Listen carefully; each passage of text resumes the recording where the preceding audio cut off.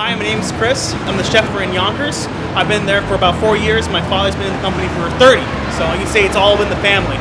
We've waited 30 minutes after 3.5 hours in the oven, 18 to 20 minutes per pound.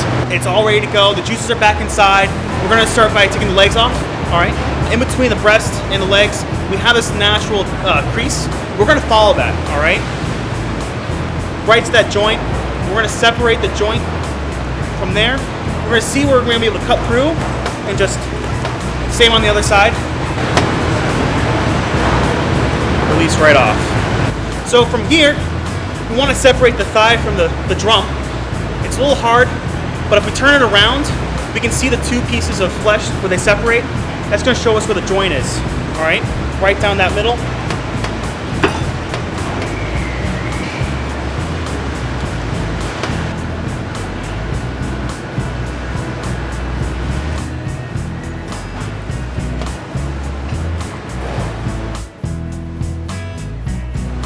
Skin side up.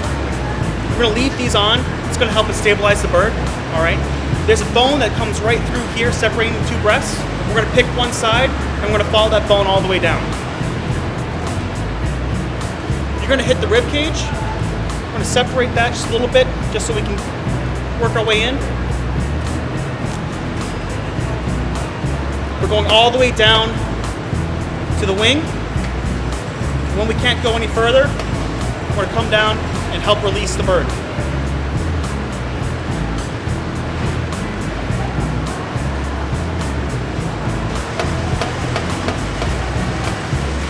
Again, down the ribs. If you need to make some room, you can separate the breast all the way down